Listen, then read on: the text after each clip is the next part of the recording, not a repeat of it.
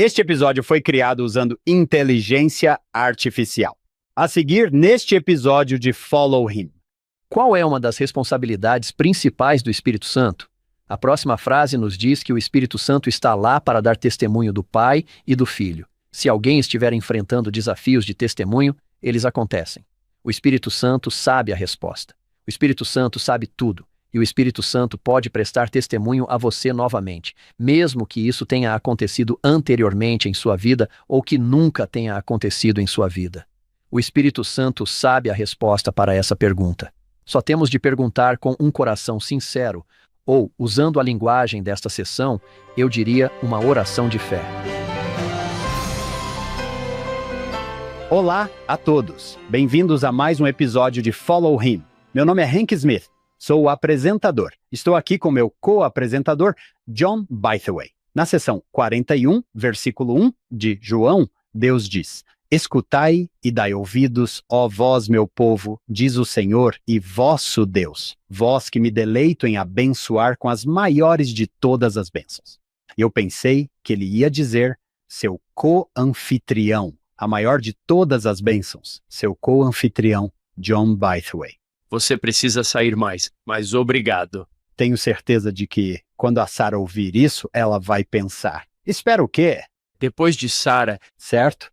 Sim, John. Hoje temos a companhia de nosso bom amigo, Dr. Ken Alford. Estou muito feliz por tê-lo aqui, Ken. Obrigado por estar aqui. Obrigado. John, na semana passada, estávamos com o Dr. Christopher Jones e recebemos um grande chamado para ir a Ohio. Você já fez excursões pela história da igreja, estudou a história da igreja. Quando você pensa na mudança de Nova York para Ohio, o que lhe vem à mente? obrigado por perguntar dessa forma. É uma das coisas que mais gosto de pensar sobre essas sessões, porque a igreja era formada por 3 famílias. E agora eles têm um grande número de conversos em Ohio e estão se mudando para lá. E então a pergunta pode ter sido: as pessoas trouxeram muitas de suas outras tradições com elas e o que fazemos como fazemos na igreja? Esta sessão intermediária é a resposta do Senhor a essa grande pergunta. Sim, fiquei impressionado na semana passada. Eles que têm fazendas que não podem ser vendidas, deixem-nas. Pode ir em frente, não é? Esperar o quê? Ken, ao se preparar para as sessões 41 a 44, quais são os seus destaques? A joia da coroa nesse conjunto de sessões é a sessão 42. Todas essas sessões são divertidas, e há algumas coisas realmente interessantes da história da igreja associadas a elas. Mas a joia da coroa deve ser a sessão 42.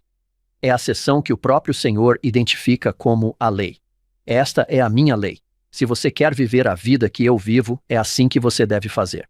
Essas são as leis. Todas as sessões são maravilhosas em doutrina e convênios, mas, como um de meus professores disse certa vez, algumas são mais maravilhosas do que outras.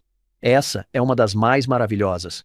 É verdade. Há algumas que se destacam entre as outras. Dá para perceber porque os realmente bons recebem apelidos.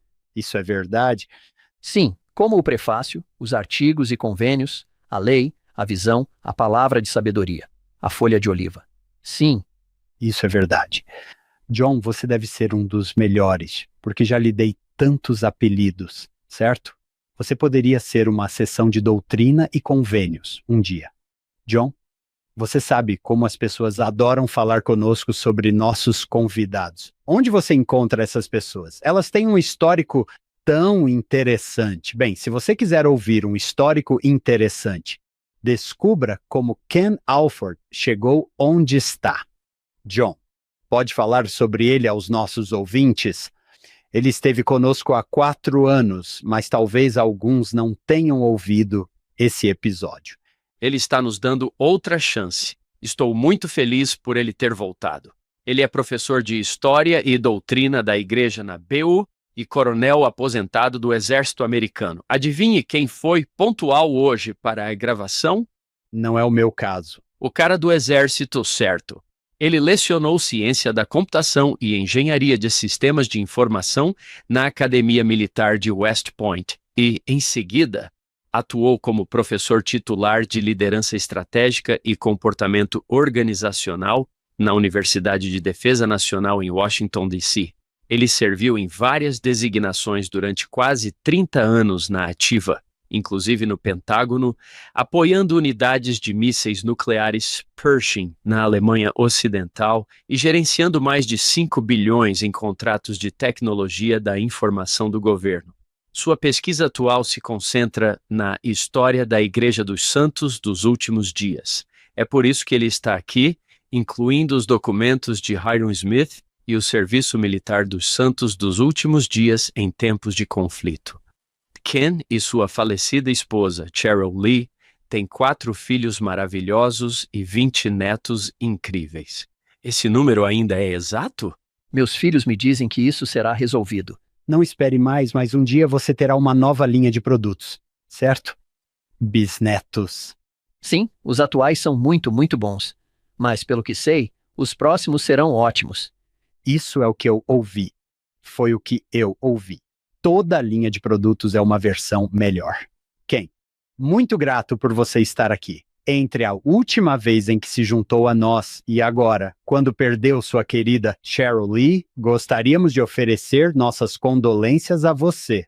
Obrigado. Sim, vou mencioná-la durante este episódio. Ela me ensinou um lado totalmente diferente da vida que eu não tinha visto antes. Há lições a serem aprendidas em todos os lugares, mas algumas delas têm um custo real. Tenho esperança de que ela possa ouvir esse episódio.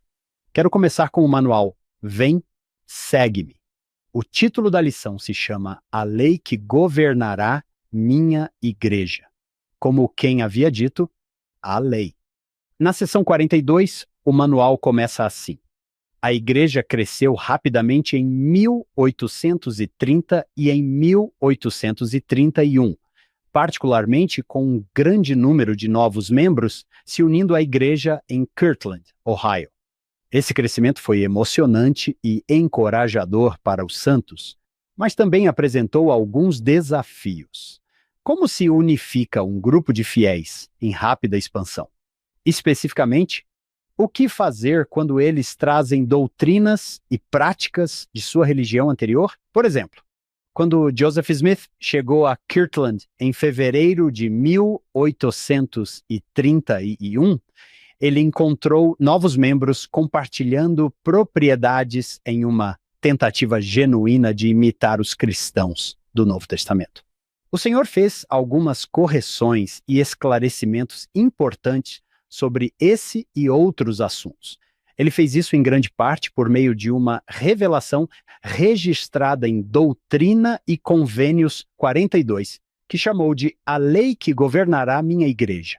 Nessa revelação, aprendemos verdades que são fundamentais para o estabelecimento da Igreja do Senhor nos últimos dias. Aprendemos também que temos muito mais a aprender. Se pedires, prometeu o Senhor, receberás revelação. Sobre revelação, conhecimento sobre conhecimento. Adoro essa ideia.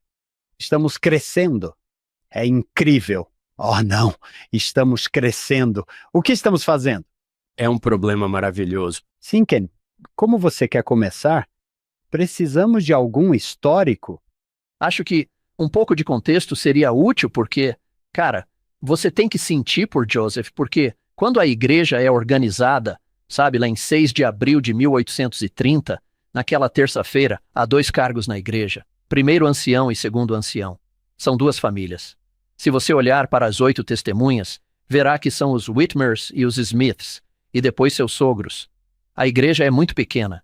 E então o Senhor chama Oliver Cowdery para ir em uma missão para os Lamanitas, que é realmente um nome interessante para a missão, porque quem eles não batizam, certo?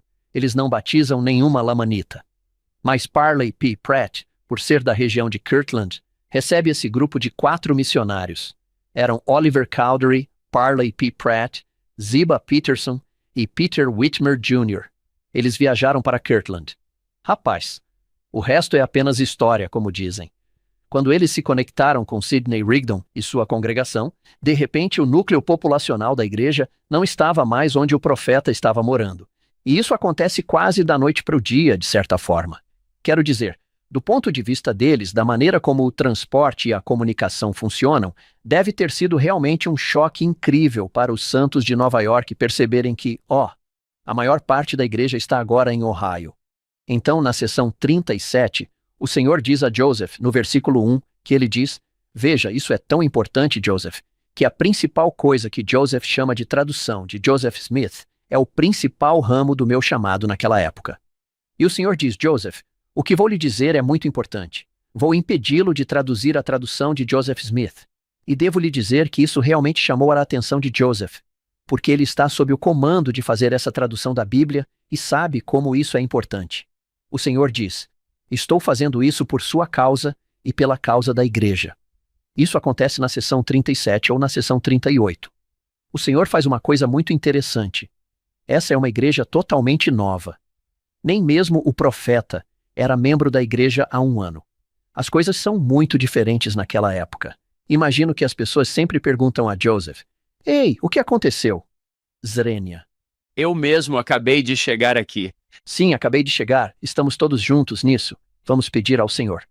Mas na seção 38, como teria sido discutido na semana passada, o Senhor os acompanha e diz: vou abrir a cortina desta vez e vou compartilhar com vocês alguns dos meus motivos. Isso é algo que nem sempre acontece. Muitas vezes o Senhor nos informa por que as coisas acontecem, mas às vezes a ordem está lá e devemos obedecer. Mas na seção 38, o Senhor, com muito amor, pega esse grupo de novos santos pela mão e diz: aqui estão todas as coisas que vão acontecer se vocês seguirem essa orientação.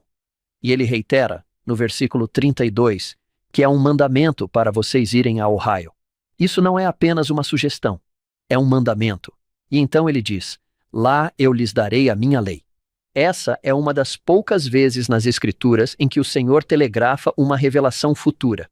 Não vemos isso com frequência. E então ele diz: e lá no Ohio, em Kirtland, vocês serão investidos de poder do alto. Uau, que promessa legal do Senhor. A seção 38 é recebida em janeiro. Foi em 2 de janeiro de 1831. O tempo não está bom. Joseph parte em menos de 1 mês. O Senhor diz: vá. Joseph diz: sim, Senhor. E ele pega suas coisas, faz as malas e vai para Kirtland. E ele faz isso no inverno. Ele chega em um trenó porque havia neve no chão quando ele chegou a Kirtland. Essa perspectiva é muito importante. E então o que acontece é que os outros membros da igreja, os membros fiéis da igreja, o seguem e vão atrás dele. E há algumas histórias excelentes que podem ser encontradas em Saints End e em outros livros sobre a experiência de Lucy Mack Smith nos Grandes Lagos e nas camadas de gelo, e apenas algumas histórias incríveis de que essa é uma época tão empolgante da história da igreja. Eu diria apenas que esse é um dos meus períodos favoritos da história da igreja. Há tanta coisa acontecendo e tudo é tão novo e as pessoas estão tão dispostas a aprender, e o que o Senhor quer que façamos? É um período emocionante. Mas eles receberam essa promessa de serem dotados de poder. Acho que há uma tendência, pelo menos havia em mim originalmente, antes de realmente olhar para isso, de pensar que essa não é uma grande mudança. Nauvoo para Salt Lake. Essa é a grande mudança. Vamos lá, pessoal, isso não é grande coisa. Não deve ter sido grande coisa para eles, porque não é nada comparado ao que a igreja será chamada a fazer mais tarde. No entanto, enquanto leio, isso é um grande negócio. Lucy Mack, ela não descreve isso como a saída dos filhos de Israel do Egito. E Ken, você sabe mais sobre a história dos Estados Unidos do que John e eu, vezes 10. Como é abandonar sua fazenda? Neste momento, há 2 grupos de pessoas. Há as pessoas que estão na mesma terra desde que seus ancestrais chegaram nas colônias e ainda a cultivam. E há outro grupo que está disposto a se mudar. Quero dizer, se olharmos para a família Smith, eles vão de Massachusetts e Vermont para Nova York. Mas se mudam nessa época. Nós ouvimos falar de mudanças. Eu me mudei muito em quase 30 anos no exército. Mas nenhuma das minhas mudanças se compara às mudanças deles, porque eu tinha um automóvel. Eu tinha aviões, sabe? Nós tínhamos caminhões de mudança. Eles não tinham nada disso. Além disso, eles são basicamente agricultores de subsistência. Eles não têm grandes contas bancárias que possam financiar o que John mencionou anteriormente, eles têm que se afastar. O Senhor diz, se você, não puder vender, então eles basicamente não vendem. Vá embora. Portanto, eles podem levar tudo o que puderem colocar em uma carroça. Nessa época, não havia GPS.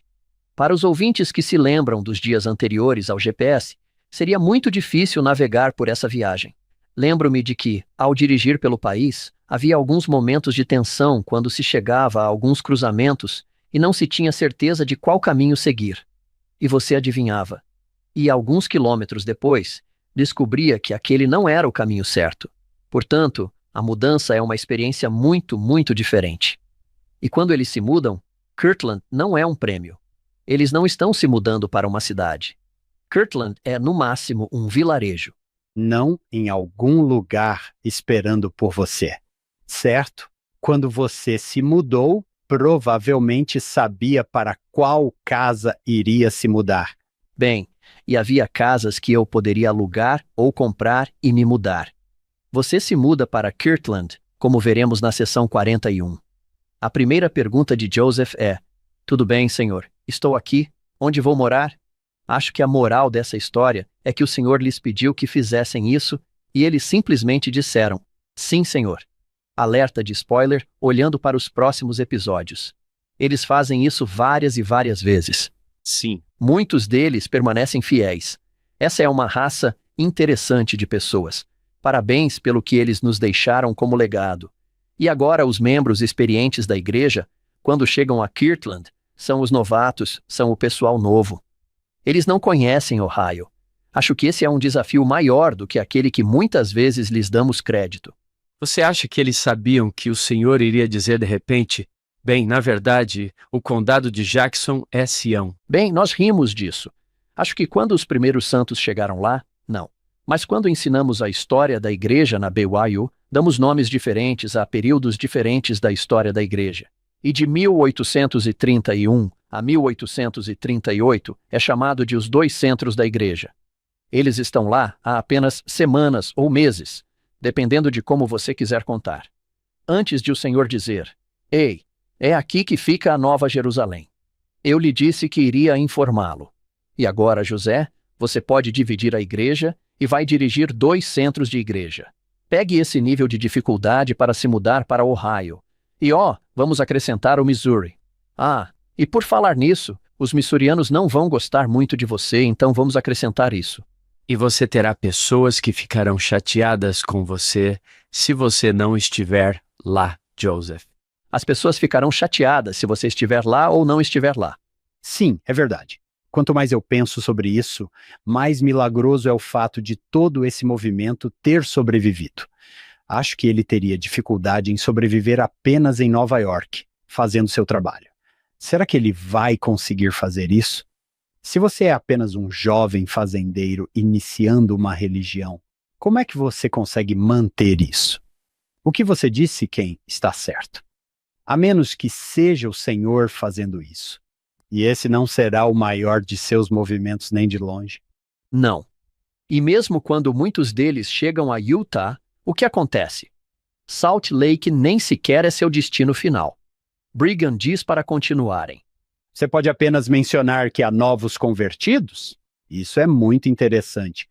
Os membros estabelecidos da igreja, que na verdade estão estabelecidos há apenas alguns meses, estão se mudando para a cidade dos novos convertidos.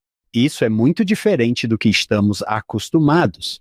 Você tem esses novos convertidos que estão dizendo bem-vindos. Bem, deve ter sido uma dinâmica interessante. E o fato é que ela continua durante todo o tempo em que a igreja está em Kirtland.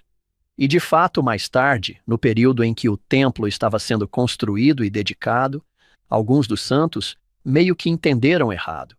Eles se voltam para a especulação e percebem que podem cobrar muito pelos lotes da cidade. E essa é uma das coisas que causam contendas, dificuldades e até apostasia mais tarde em Kirtland. Mas isso é muitos anos no futuro, à medida que Kirtland se transforma em uma espécie de cidade em expansão. Mas é muito interessante observar o crescimento inicial da igreja. Há um casal maravilhoso, Newell e Ann Whitney. Newell tem o dom de transformar ideias em dinheiro. Ele simplesmente tem esse dom. O Senhor diz a Joseph no início de Doutrina e Convênios, ele diz que em assuntos temporais você não tem força. Mas o Senhor coloca pessoas como Newell K. Whitney em sua vida e Newell K. Whitney tem esse dom. Adorei o que você disse. Transformando ideias em dinheiro. Ele só faz o meu favorito. Newell K. Whitney, criador de dinheiro, é a clareira de todos. Portanto, Ohio é uma floresta virgem. Essas árvores são enormes. Não dá nem para colocar os braços em volta dessas árvores. Elas são tão grandes. O que é preciso fazer é desmatar essa floresta antes mesmo de começar a cultivar e arrancar todos os tocos, o que é um trabalho muito difícil. E digamos que depois de derrubar as árvores, o que fazer com elas? Bem, Newell K. Whitney ficou sabendo e riu até o fim. Ele ouviu dizer que os britânicos do Reino Unido basicamente ficaram sem madeira por causa de seus negócios de cerâmica e outras coisas que estão fazendo na Grã-Bretanha. Eles estão controlando a floresta e estão começando a reflorestar e outras coisas, mas estão tendo que comprar cinzas e cinzas de vaso e várias coisas de outros países. Ok, Whitney diz a todas as pessoas da região, ouçam, se vocês me trouxerem suas árvores, eu lhes pagarei um pouco por elas. Então, para os fazendeiros, esse é um acordo. Se eu derrubar essa árvore, ela não vale nada, ele vai me pagar por ela. Rapaz, que idiota! Ele vai me pagar por uma árvore que eu não preciso. Bem, o que Whitney faz é criar um cinzeiro, e se você for a Kirtland hoje, poderá ver o cinzeiro dele. Ele pega a cinza e faz alguns tipos diferentes de cinza. Depois, ele a coloca em barris e a vende para os britânicos. Custa $50 o barril, se bem me lembro. O que naquela época era um valor exorbitante. Os fazendeiros estão ganhando de 50 a 75 centavos por dia. E Whitney está recebendo $50 por um barril de potássio. Ele o vende na costa leste dos Estados Unidos e depois o leva para a Grã-Bretanha. Bem, não são necessários muitos barris para ganhar muito dinheiro. Ele só tem o dom. Ele tem uma pequena loja. É uma loja de cerca de 6 metros por 6 metros que ele constrói na parte inferior da colina, abaixo de onde o templo acabará sendo construído. Mas ele se casa com Anne e, segundo todos os relatos, eles são ótimas pessoas. Newell K. Whitney torna-se o segundo bispo da igreja. Anne nos conta, isso é de seu diário que Anne escreveu. Estamos no outono de 1830. Eles ainda não tinham visto os missionários. Ela disse que era meia-noite quando meu marido e eu, em nossa casa em Kirtland, estávamos orando ao Pai para que nos mostrasse o caminho, e o Espírito repousou sobre nós e uma nuvem cobriu a casa. Então, você pode imaginar que isso deve ter sido muito surpreendente para eles. E a casa desapareceu de nossa visão.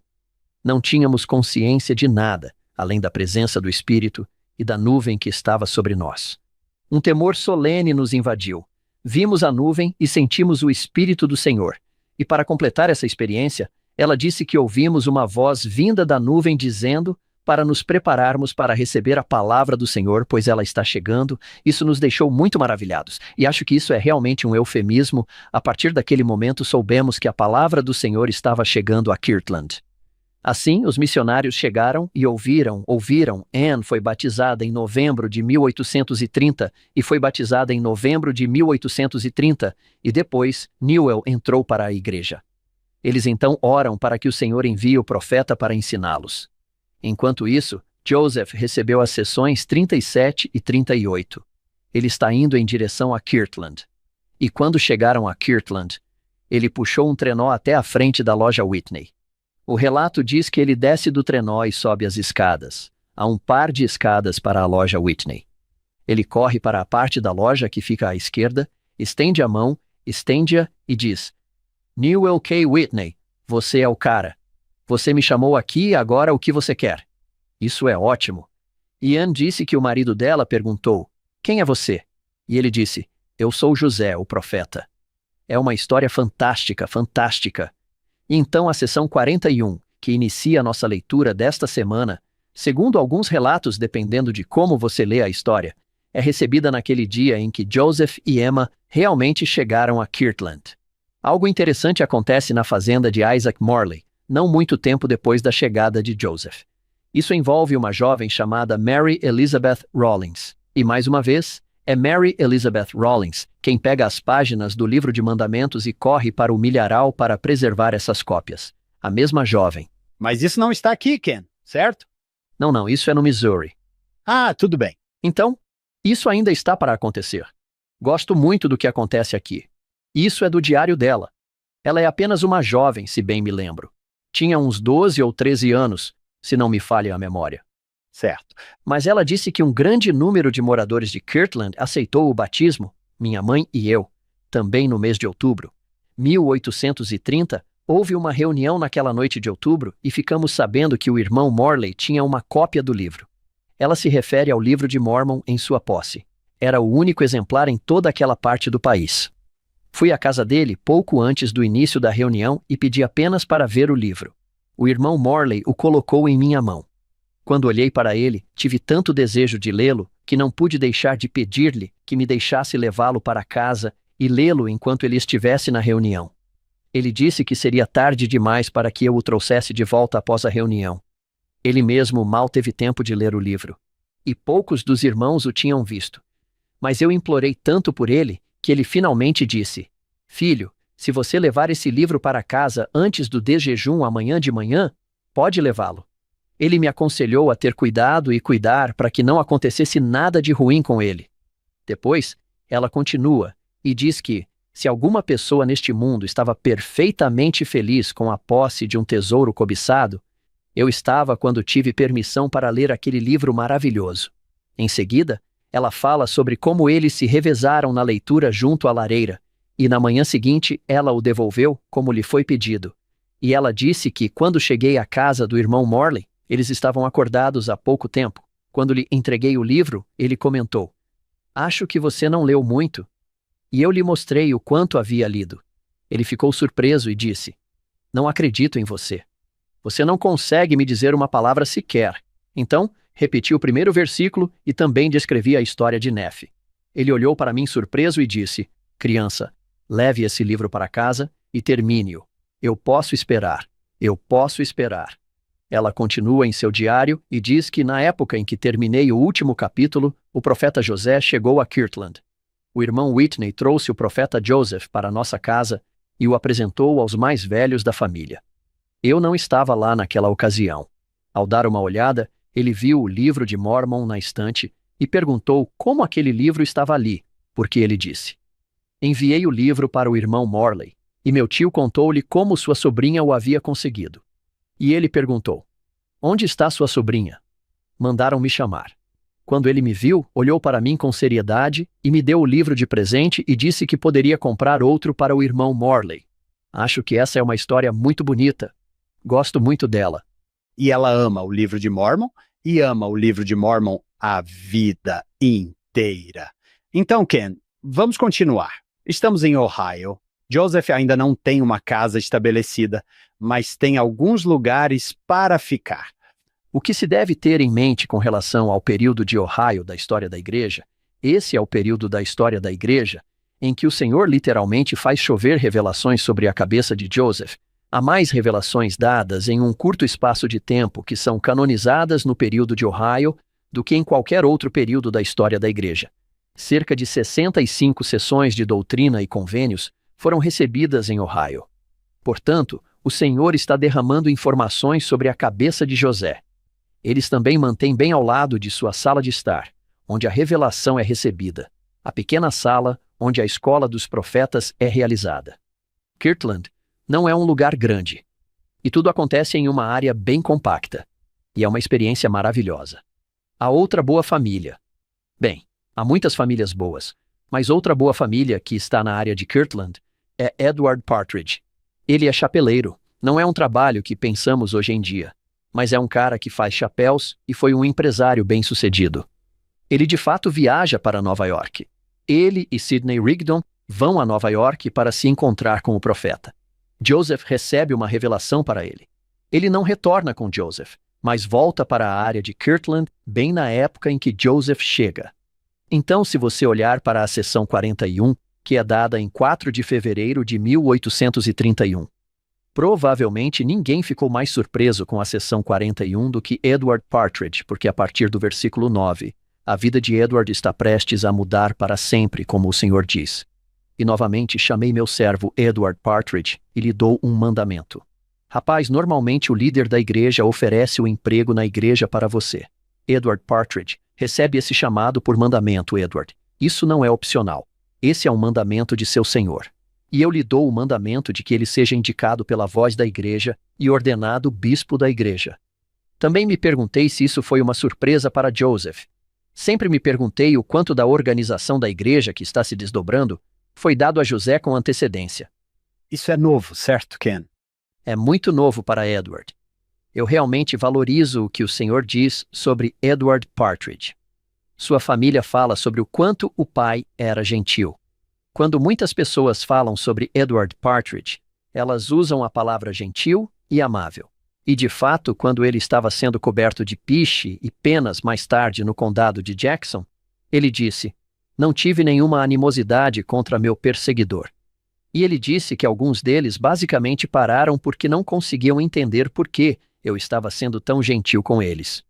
No entanto, o comentário do Senhor é que ele diz: "E isso porque seu coração é puro para mim, pois ele é como Nataniel, um dos apóstolos da antiguidade, em quem não há dolo com Edward Partridge. O que você viu foi o que você recebeu. Não havia engano nele, nem sarcasmo, imagino.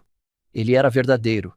George Washington disse que era uma responsabilidade terrível ser o primeiro presidente porque tudo o que ele fazia criava um precedente. Acho que o mesmo se aplica a Edward Partridge. Praticamente tudo o que ele fez abriu um precedente para o que é um bispo. O que é um bispo? Não como um bispo deve agir, mas o que um bispo deve fazer. É claro que ele será perfeito para o cargo porque foi chamado pelo Senhor, mas ele é um cara muito bom. Sua vida muda completamente porque o Senhor, nesse momento, o chama para deixar seus negócios. Ele se torna bispo naquela época, em tempo integral. E se você pode imaginar, não havia alas. Então você tinha o profeta e agora tem um bispo. Não há sumo conselho, não há quórum dos 12, não há 70, não há nem mesmo um sumo sacerdote nessa época. Basicamente, Edward Partridge tem a responsabilidade temporal como bispo de todos os membros da igreja. Toda a igreja. O cara que teve que dançar no caminho de volta para casa foi Joseph, porque agora ele tem alguém amarrado no arnês com ele. Sim. E Edward Partridge foi enviado para o Missouri muito rapidamente porque Joseph não podia estar em 2 lugares ao mesmo tempo. Podemos parar e fazer uma saudação, John e Ken, aos bispos da igreja.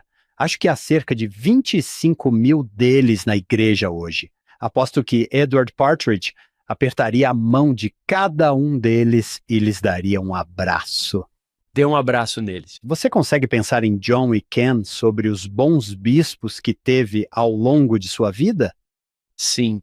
De fato, não me lembro de quem era Hank na década de 1970. Certo, estou voltando agora. Quem ganhou a World Series? Quem ganhou o campeonato da NBA? Quem ganhou o Super Bowl? Posso lhe dizer quem foram meus bispos? Cada um deles. O impacto que eles causaram e que talvez nem soubessem que estavam causando. Acho que o primeiro bispo de que me lembro em minha vida é o bispo Wayne Torgerson. Não é incrível, John? Eu devia ter 5 ou 6 anos de idade e ainda me lembro do nosso bom bispo e do meu bispo atual, Richard Lewis, tão bom quanto eles, e de sua esposa Janine, tão boa quanto eles. Nas Forças Armadas, muitas vezes eu morava em um ramo, então não tínhamos um bispo, tínhamos um presidente de ramo. Mas, com relação aos bispos, tive pessoas muito diferentes. Todos muito diferentes, e todos muito adequados ao chamado. Tive bispos simplesmente maravilhosos. Em um determinado momento, quando eu era adolescente, meu bispo era meu pai. Esse foi um relacionamento especialmente divertido. O bispo é um cargo muito importante. De fato, Joseph, um pequeno teaser para um episódio futuro. Mas quando Joseph está na prisão de Liberty e escreve aquela grande carta, cujas partes se tornaram as seções 121 a 123, a quem ele se dirige? Ele a endereça à Igreja dos Santos dos Últimos Dias, e ao bispo Partridge em particular, ele a envia ao bispo. Na época, havia um quórum dos 12, mas ele a envia ao bispo. Por quê? Porque os bispos são responsáveis por ajudar no bem-estar temporal, e os santos naquela época estavam em dificuldades temporais. Mas, novamente, é o mesmo bom bispo. É o bispo Partridge. Não podemos nos esquecer de sua esposa Lídia. Quando você chama um bispo, você chama uma esposa. Você chama uma família. Especialmente para o chamado de bispo. Sim. E eu adoro a forma como o versículo 9 termina, deixando seus bens e dedicando todo o seu tempo aos trabalhos da igreja. Não usamos essa expressão hoje em dia, mas eu penso, uau, isso não lembra. Ei, Pedro, você me ama mais do que as redes, os barcos e os peixes, e Pedro, você está disposto a se afastar? E isso parece ser o que Edward Partridge estava sendo solicitado a fazer. Hoje temos de fazer malabarismos com tudo isso. Quando pensamos em um chapeleiro, não pensamos, bem, esse cara está bem. Mas acho que Edward estava bem como chapeleiro. Temos um relato de sua filha de que ele não apenas tinha seu negócio de chapéus, mas também investia em outros negócios. Ela não detalha quais eram, mas ele entendia de dinheiro. E naquela época, um chapeleiro podia obter renda de várias maneiras. Esse foi o período dos chapéus de pele. Portanto, se você tivesse muitos castores e outros animais de pele por perto, ele também se especializava em chapéus de feltro que as pessoas usavam e que eram bastante populares naquela época. Ele se sente inadequado porque logo é chamado para administrar a lei da consagração no Missouri e, basicamente, vai até Joseph e diz: olha, não sou advogado, não sou corretor de imóveis. Sou um chapeleiro. Preciso da ajuda do Senhor. Portanto, há uma sessão muito divertida na sessão 51, daqui a algumas semanas, em que o Senhor pega esse chapeleiro pela mão e lhe diz como administrar a lei da consagração aos santos.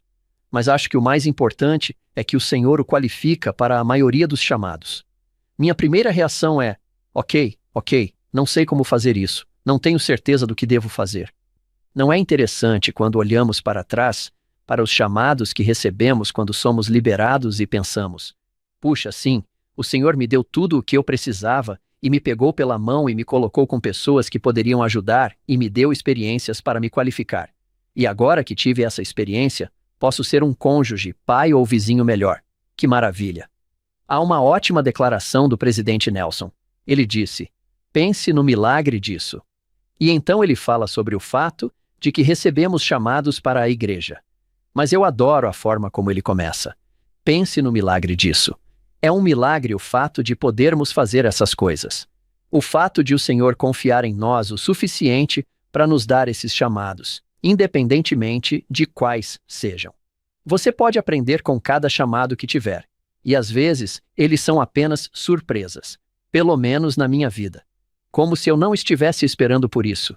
Que processo fantástico é esse? O fato do Senhor nos permitir participar no reino dessa forma. John, talvez possamos iniciar um pequeno movimento entre nossos ouvintes. Se alguém que estiver ouvindo quiser, pode pegar seu telefone e enviar uma mensagem de texto para seu bispo e dizer algo como: Bispo, vem, segue-me esta semana. O primeiro bispo se chama Edward Partridge. Obrigado por ser um ótimo bispo. Não seria ótimo se o bispo que está lá fora, de repente, recebesse meia dúzia de mensagens de texto dizendo: que diabos é isso? Todos ficarão surpresos porque não começou com bispo. Tem um problema. Sim. Bispo, preciso de sua ajuda. Se alguém quiser enviar uma mensagem de texto para seu bispo, diga que está indo muito bem e mencione a doce esposa dele. Diga: olá, obrigado e oramos por nossos bispos. Aposto que vocês dois também oram. Oramos por nosso bom bispo todas as noites na oração familiar. Como você se sente quando ouve o verso 9 se você for Edward Partridge? E então como você se sente quando ouve o versículo 11? Seu coração é puro diante de mim. Ele é como o antigo Natanael, em quem não há dolo. Como você gostaria de ouvir isso? Lembro-me de ouvi-lo falar de Michael Wilcox, E ele falou sobre Jesus e os apelidos, como ele edificava as pessoas, parafraseando: mas você sabe, Pedro, vou chamá-lo de Rocha. Que apelido deve ter sido esse? Tiago, João, vocês, rapazes, vocês são os filhos do trovão. Sim. Como você se sente com isso? Ah, Nataniel, um homem em quem não há dolo. Uau! Eu gosto disso aqui. O que isso deve ter sido feito pelo Edward. Isso me faz pensar nisso. Acho que foi Mark Twain quem disse: posso viver 3 meses com um bom elogio, certo? Aposto que você poderia viver um pouco mais com um elogio como esse do Senhor. Um elogio que é canonizado, certo? Quero dizer, temos algumas condenações canonizadas aqui, mas eu era como um elogio canonizado. Adoro o fato de o Senhor fazer esse elogio e talvez nos mostrar um pouco como devemos tratar uns aos outros também. Eu adoro isso. Obrigado, John. Uma última observação sobre Edward Partridge, depois de ser coberto de piche, penas e espancado até virar uma polpa em 1833 no condado de Jackson, ele nunca se recuperou totalmente. Sua saúde ficou debilitada pelo resto de sua vida. Em maio de 1840, ele está tentando construir uma casa, mas diz em seu diário: não consigo fazer trabalho pesado. Posso fazer trabalhos leves, mas não por muito tempo. E então, ele adoece e morre. Esse é o primeiro funeral realmente importante em Nauvoo. Depois que a igreja se mudou para Nauvoo, Joseph perdeu seu primeiro bispo logo de cara em Nauvoo. Mas há uma nota realmente terna na seção 124. Novamente, outro teaser para um episódio futuro. É a seção mais longa de doutrina e convênios. Nessa seção, o Senhor permite que Joseph saiba que Edward Partridge está comigo. Eu o trouxe para casa. Foi uma nota muito carinhosa, porque Joseph devia amar muito, muito aquele homem. Ele havia carregado grande parte do fardo e ajudado tanto o profeta. Era um cara muito bom e não era perfeito. Houve momentos em que foi corrigido e ele reconheceu isso em seu diário. Ele disse: o Senhor me corrige, mas basicamente é porque ele me ama. E quando ele morre cedo, ele morre não muito longe da morte de Joseph Smith Sr. Assim, Joseph perde seu pai e seu primeiro bispo em uma rápida sucessão. E o Senhor o informa, menciona Joseph Singer e Edward Partridge na seção 124. Acho que isso é uma espécie de terna misericórdia do Senhor. Acho que Sherilyn Farnes, que é especialista na vida dos Partridges, acho que me disse que Edward morre 10 dias depois de sua filha Harriet. Sim, na verdade, podemos enviar os leitores para o livro Revelações em Contexto, que está na seção de História da Igreja do aplicativo da Biblioteca da Igreja. Vou recomendar o livro inteiro. É maravilhoso. Mas há um capítulo de Sherilyn sobre o Bispo Partridge. É um capítulo realmente maravilhoso, maravilhoso. Se ela estiver ouvindo, a doutora Sherilyn Farnes, nós a amamos e somos gratos pelo seu trabalho de pesquisa sobre os Partridges. Ken, isso tem sido fantástico. Você está dando vida a essas pessoas. Isso é lindo. Adoro conhecê-las. Certo, o que faremos a seguir? Bem, apenas 5 dias depois, após a sessão 41, lembre-se que nas sessões 37 e 38, o Senhor lhes diz para irem a Ohio. E se o fizerem, eu lhes darei a minha lei. Em 9 de fevereiro, o cabeçalho da sessão nos diz que essa revelação foi recebida na presença de 12 anciãos. O que eu gostaria de dizer a vocês é que há uma nota nos documentos de Joseph Smith que eu tenho aqui. E aqui está o que diz nos documentos de Joseph Smith, em Documentos Volume 1, diz as primeiras cópias existentes. Portanto, as primeiras cópias existentes dessa revelação sugerem que a lei pode ter sido originalmente uma compilação de 5 mandamentos reveladores distintos. Cada um deles foi dado em resposta a uma pergunta prática feita por um dos 12 élderes presentes na reunião de 9 de fevereiro de 1831. Aparentemente, os élderes fizeram perguntas a Joseph Smith, que então ditou as respostas reveladoras, encerrando cada resposta com as palavras: mesmo assim, amém. Creio que há 5 cópias manuscritas dessa revelação. Para a maioria das revelações desse período, as primeiras cópias que temos estão no Livro de Mandamentos e Revelações, ou o que o site Joseph Smith Papers chama de Revelação Livro 1. Mas essa revelação é uma revelação muito importante. Os santos daquela época a reconheceram e há várias cópias dela. Sidney Gilbert tem uma. Há várias cópias e elas variam um pouco. Mas o que eles têm, e se você acessar o site dos documentos de Joseph Smith, poderá ver onde as perguntas foram riscadas. Portanto, elas não estão atualmente na revelação, mas sabemos quais eram as perguntas. E as perguntas variam de versão para versão. Aqui está uma versão da forma como as perguntas são lidas, e elas estão numeradas de 1 a 5. Primeiro, a igreja deve se reunir em um só lugar ou continuar em estabelecimentos separados? Em segundo lugar, qual é a lei que regula a igreja em sua situação atual, até o momento da reunião, a segunda vinda? Terceiro, como os presbíteros devem se desfazer de suas famílias enquanto proclamam o arrependimento? Então, o que fazemos com nossas famílias enquanto estamos em uma missão? Bem, não os descarte, mas acho que é uma maneira diferente de usar a palavra. Essa é a palavra que eles usaram ou estão engajados no serviço da igreja. Por exemplo, o bispo Partridge vai para o Missouri sem sua família inicialmente. Ele não a leva quando viaja para lá pela primeira vez. Em quarto lugar, até que ponto é a vontade do Senhor que tenhamos relações com o mundo e como devemos conduzir nossas relações com eles? E a última pergunta que fizeram foi: que preparativos devemos fazer para nossos irmãos do leste, quando e como? Portanto, eles estão observando o crescimento da igreja à medida que os missionários saem e os santos são chamados para se reunirem na área de Kirtland. É interessante ver essas perguntas, porque ao ler a seção 42, ela muda de direção algumas vezes, e mesmo assim, ainda temos algumas delas na revelação. Há uma, por exemplo, no versículo 10, porque essa primeira pergunta é respondida pelos versículos de 1 a 10.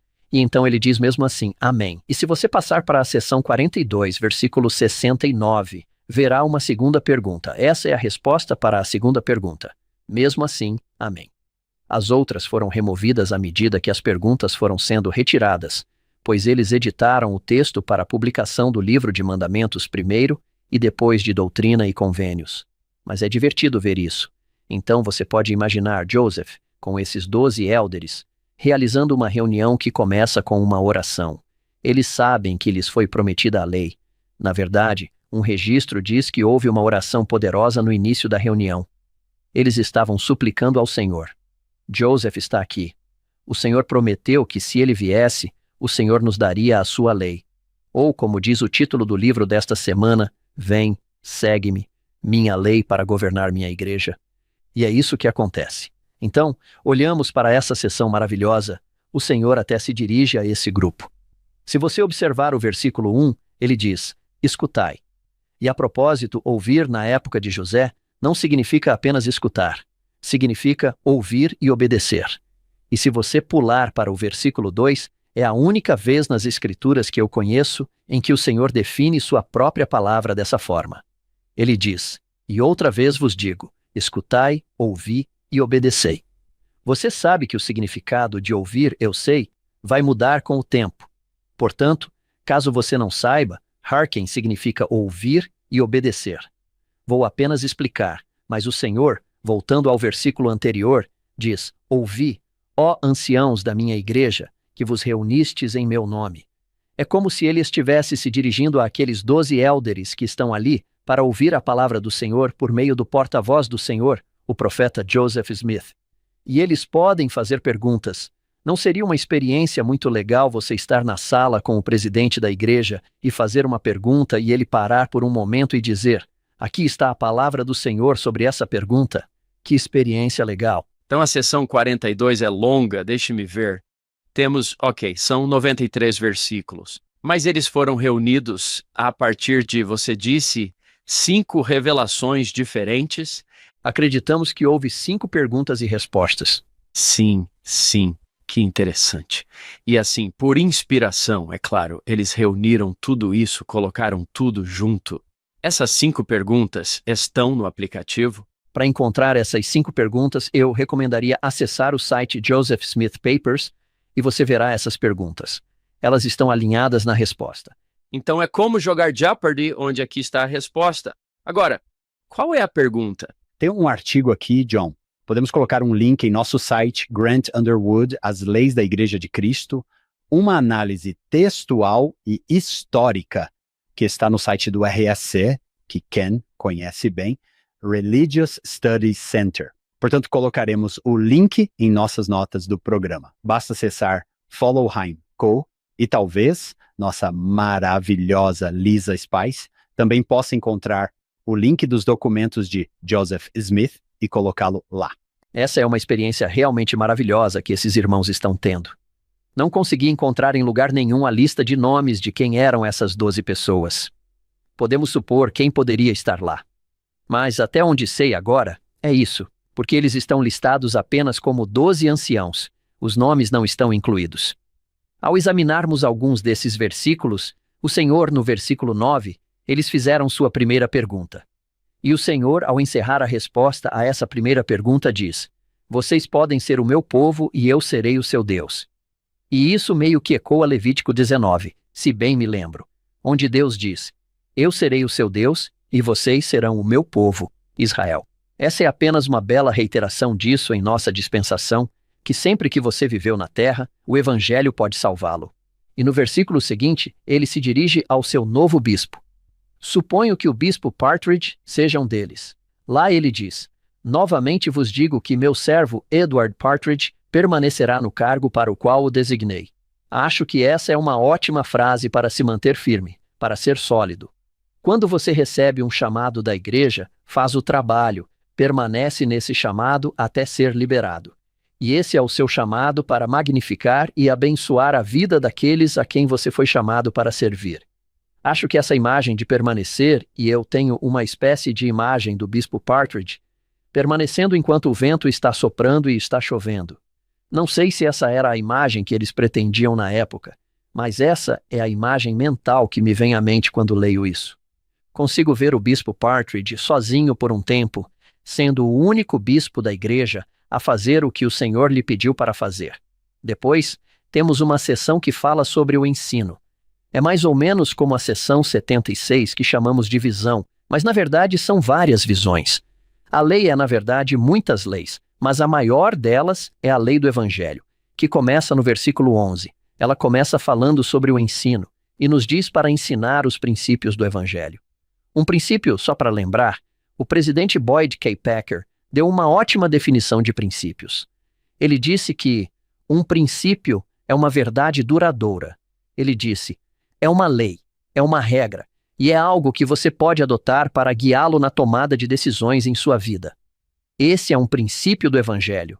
O Senhor está dizendo: ensine os princípios, ensine as pessoas a tomarem boas decisões.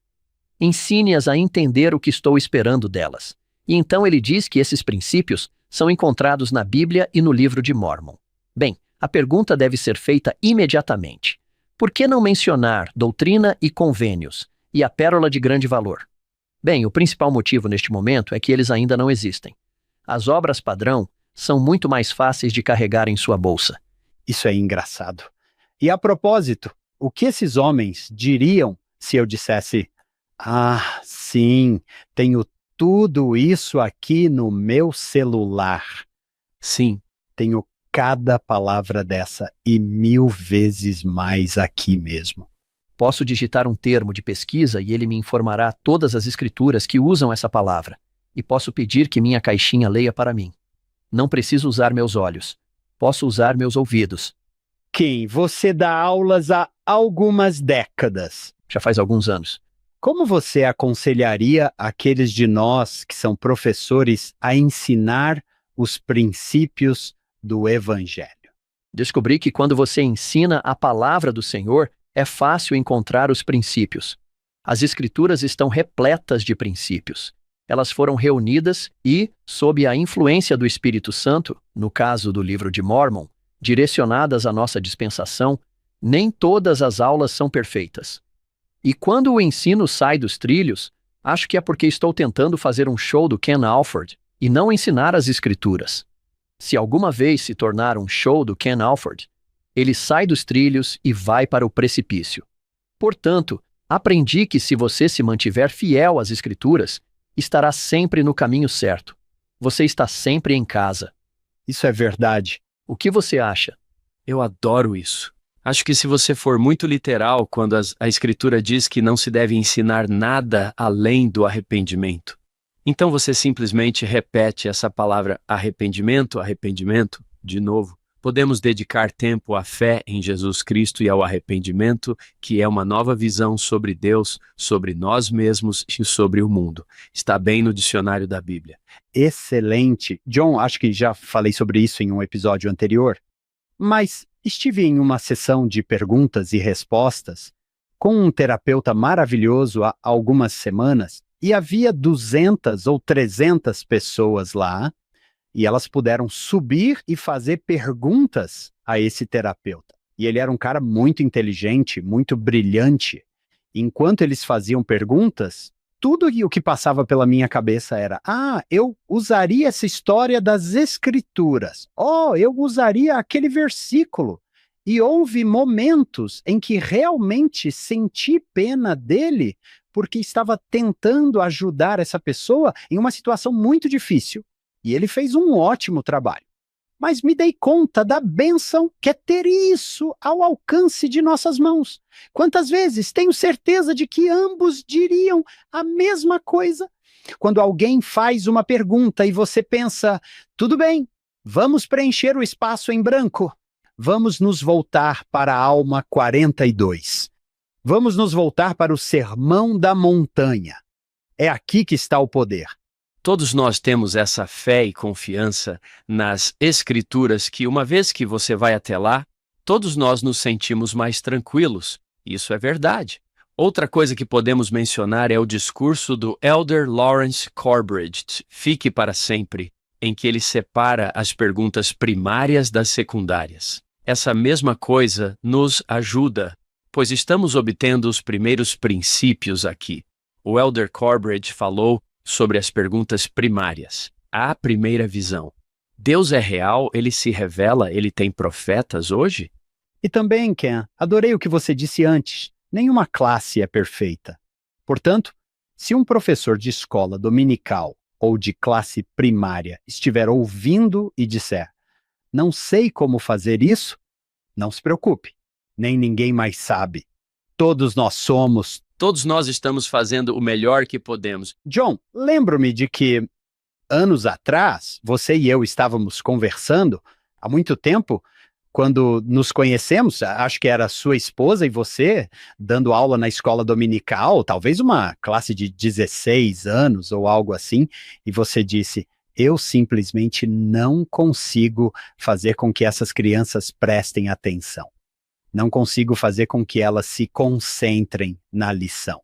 E eu pensei que toda igreja precisa ouvir que John Bytheway não consegue fazer com que um grupo de adolescentes ouça a lição. Tivemos uma turma difícil. É uma coisa difícil. E eles estão recebendo mais do que você pensa. Vejam o versículo 14 por um momento. E eu gostaria de observar que, a título de explicação sobre esse versículo, na lição Vem, segue-me no aplicativo, há um link para uma maravilhosa apresentação curta do Elder Bednar, na qual ele explica esse versículo. Qualquer pessoa com um chamado para ensinar em qualquer lugar da igreja precisa assistir a esse vídeo, porque aqui está o ponto. O versículo 14 diz que o Espírito será dado a vocês. E todo mundo que já deu mais de uma aula em qualquer chamado na igreja sabe que quando o Espírito está presente, tudo vai bem. E diz: mas o Espírito lhe será dado pela oração da fé. E o Elder Bednar discute essa frase novamente. Eu realmente recomendo esse vídeo. Essas são novas, Ken. São chamados de insights dos apóstolos. São novos no aplicativo. Não são vídeos antigos. Eles são realmente maravilhosos. São muito úteis. São curtas, concisas e diretas ao ponto. O Elder Bednar ressalta que muitos professores se preocupam com a próxima frase no versículo 14. A próxima frase diz: e se não receberdes o Espírito, não ensinareis. Na verdade, já ouvi o Elder Bednar mencionar isso. Já ouvi isso em algumas aulas em que estive, quando um professor chega à presidência da escola dominical ou da primária. Não posso ensinar hoje porque não tenho o Espírito. Não tenho o Espírito. Ou não vou estar na igreja hoje porque sei que não vou ter o Espírito na aula. E o Elder Bednar faz uma observação maravilhosa. Ele diz essa frase, a oração da fé, pedir ao Senhor o Espírito. E então, ele diz, reconheça que quando você diz amém, esse não é o fim de sua oração. E ele diz que quando os professores começarem a trabalhar, o Espírito Santo os apoiará. Ele disse, vá para a sua sala de aula, parafraseando um pouco, mas vá para a sua sala de aula confiante de que o Espírito quer que seus alunos aprendam e que você fez a preparação e Deus compensará a diferença. Acho que essa frase pela oração da fé aparece um pouco diferente em 3 dessas 4 sessões. É uma frase realmente maravilhosa. Há uma diferença entre orar e aplicar a fé a essa oração. Porque a fé, como nos é dito nas palestras sobre fé, é um princípio de ação. É ótimo dizer, Pai Celestial, por favor, X, mas é muito melhor, Pai Celestial, por favor, me ajude a fazer com que X aconteça. E aqui vamos nós. Sim. Vale a pena ouvir várias vezes. Por isso, eu recomendo muito, muito mesmo. E todos os novos clipes de apóstolos que foram adicionados e que, é claro, são tão atuais e maravilhosos, um grande abraço para os desenvolvedores de aplicativos. Depois de enviar uma mensagem ao seu bispo, acesse o aplicativo da Biblioteca do Evangelho, Vem, Segue-me. E está ali, Insights dos Apóstolos. Ken, adorei que você tenha dito isso porque esse versículo pode ser realmente assustador. E não é para ser. Não, é o Senhor, acho que está tentando lhe dar um tapinha nas costas. Sim. Poderíamos voltar a este ponto, pois pulamos o 13 muito rapidamente. Gostaria apenas de observar que diz, e eles, a igreja, observarão os convênios e os artigos da igreja para cumpri-los. Agora, essa frase convênios e artigos da igreja normalmente é redigida como artigos da igreja e convênios. O Senhor simplesmente inverteu a ordem aqui. Mas é a mesma coisa. Se você tiver uma cópia impressa das Escrituras e olhar a nota de rodapé que remete à seção 20.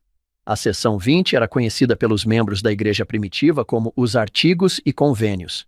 O que o Senhor está dizendo basicamente é: tudo bem, essa lei que estou lhe dando para a minha igreja inclui todas as coisas que foram ditas nos artigos e convênios. Até mesmo o site hoje, no cabeçalho da seção 20, chama-o de artigos e convênios. Essa foi a primeira das sessões de doutrina e convênios publicada nesta dispensação. Na verdade, ela foi publicada em um jornal no Missouri, o A Estrela da Tarde e A Estrela da Manhã, que por um tempo foi o único doutrina e convênios que os membros da igreja tinham. Mas acho divertido o fato de o Senhor dizer: tudo bem, lembra-se do material anterior que você recebeu? Estamos apenas incluindo isso. Ele faz parte desta lei que estou lhe dando agora. Ah, interessante. E ainda usamos isso hoje.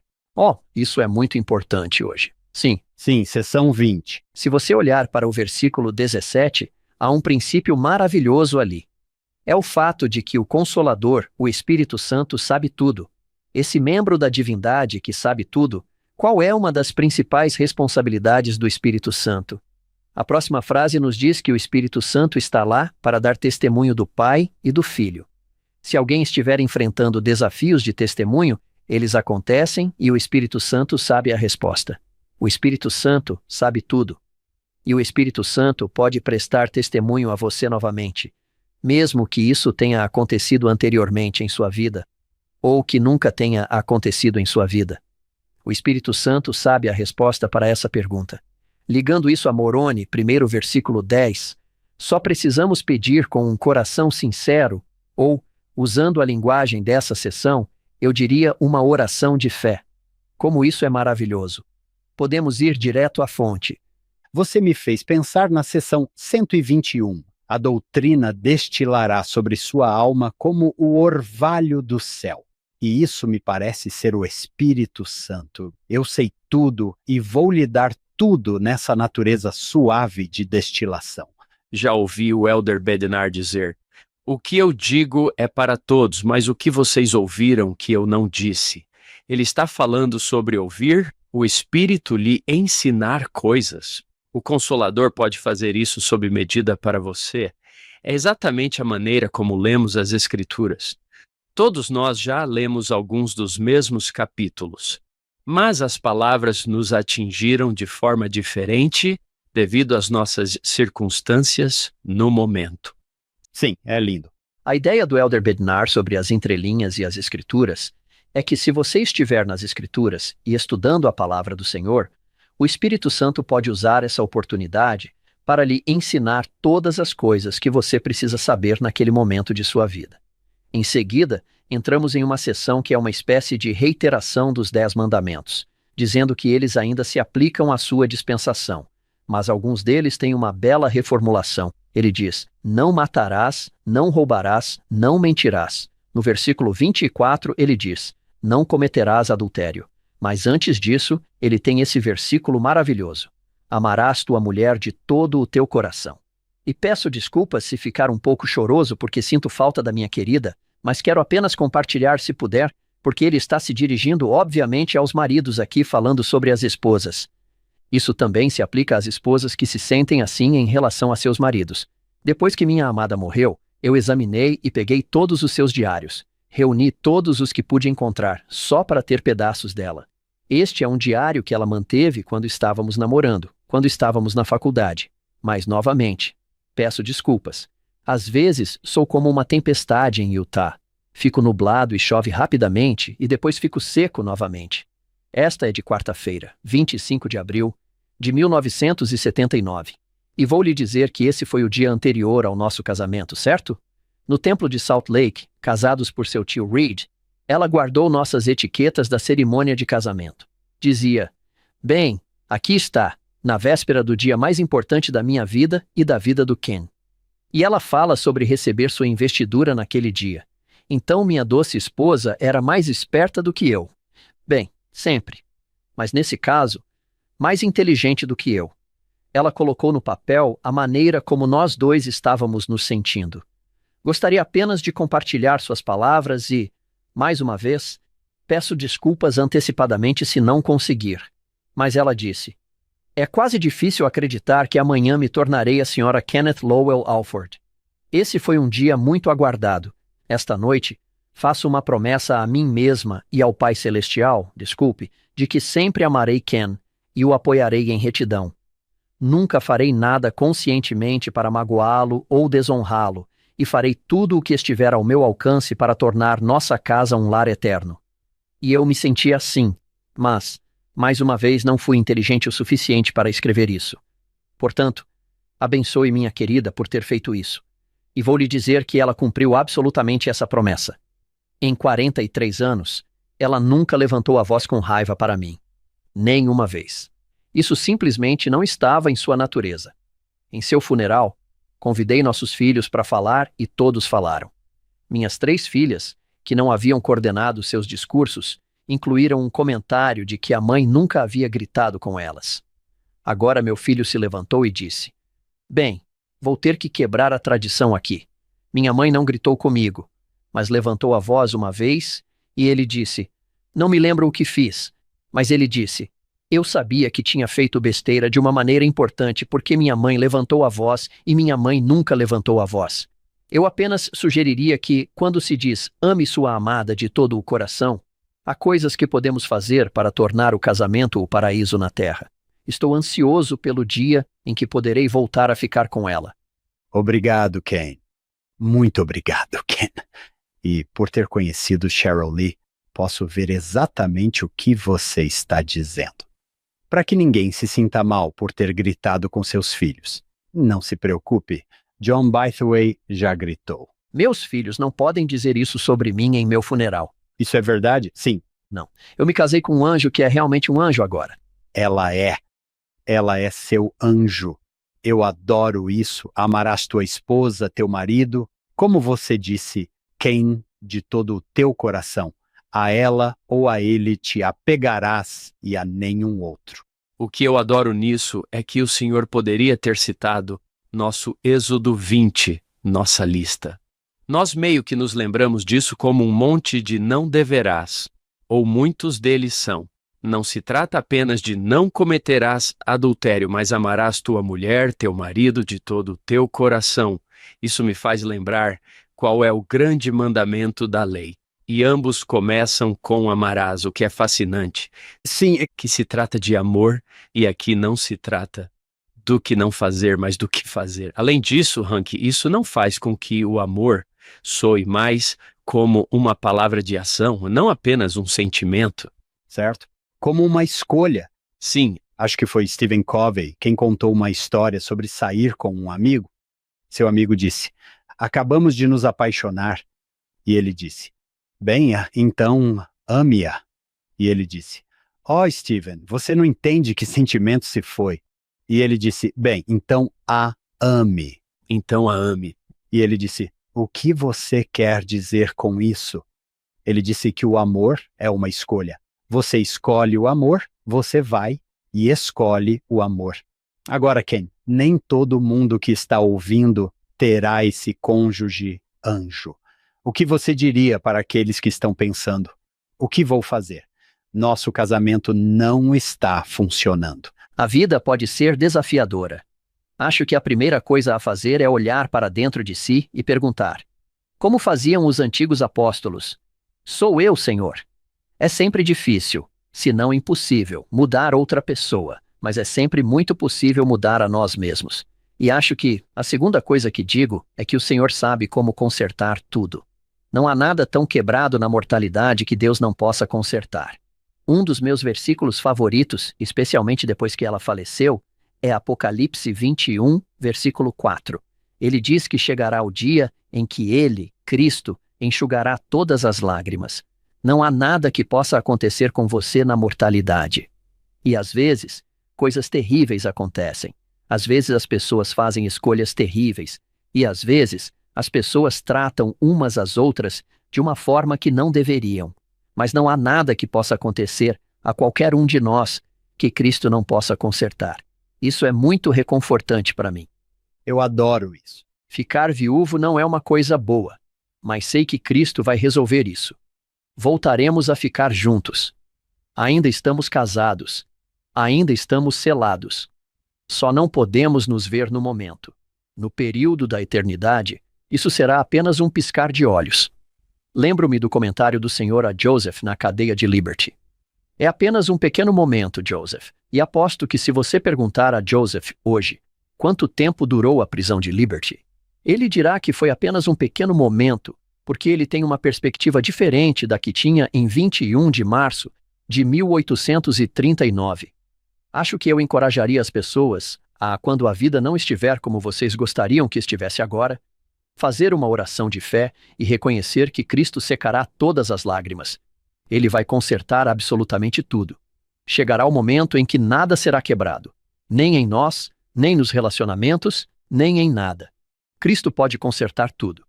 Acho que essa é a coisa mais importante a ser lembrada. Sou grato por você estar aqui, porque, com a descrição do seu casamento, você nos mostrou um ideal, que eu adoro, mas também nos mostrou, quando as coisas não são ideais, o que podemos fazer.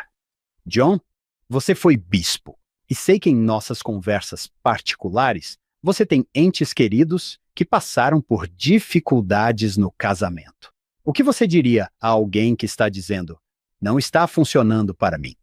Não tenho o que o Ken e a Cheryl Lee têm. Sou grato a todos os bispos por aí, pois é na seção 107 que se diz que os bispos têm o dom do discernimento. Porque pode haver momentos em que um conselheiro profissional pode realmente ajudar, como já falamos antes, Hank, chegando àquele ponto que você mencionou, Ken. Mateus 26, versículo 22. Quando ambos os cônjuges estão dispostos a dizer o que posso fazer melhor, mesmo chegando a esse ponto, sabendo que não somos perfeitos, lembro-me de ter lido um livro chamado Vivendo uma Aliança Matrimonial. E acho que foi o irmão Matheson que disse: se eu conseguir fazer com que os casais peçam desculpas um ao outro, o restante dos meus problemas parece desaparecer. Ele disse. Gostaria de fazer uma pergunta a vocês dois para que comentem. É interessante que Ken nos indique esse versículo. Versículo 22, ame sua esposa de todo o seu coração. Versículo 23. E ele: vocês podem trocar como quem fez, ou ela. Aquele que olhar para uma mulher para cobiçá-la, nega a fé e não terá o espírito. E se ele ou ela não se arrepender, será expulso. O princípio que vejo aí é que existem limites. Então, talvez eu tenha um cônjuge que se recusa a se arrepender. O Senhor diz que há um limite se ele ou ela não se arrepender. Não há problema em ter um limite. Às vezes achamos que ser semelhante a Cristo significa aceitar o abuso, aceitar o comportamento. Não acho que esse seja o caso de nenhum de vocês. É aí que você precisa se aconselhar com o Senhor. E eu diria para se aconselharem com seu bispo, pois o abuso, como disse o presidente Hinckley, nunca é aceitável. E o abuso ocorre de várias formas. E se alguém estiver nessa situação, eu o aconselharia a conversar com o bispo e ver se há serviços da igreja que possam ser adequados. Serviços de saúde mental. A igreja tem muitos recursos para ajudar as pessoas. O presidente Holland falou há pouco tempo sobre esse assunto também. Ninguém precisa suportar as circunstâncias que não deveriam ser suportadas.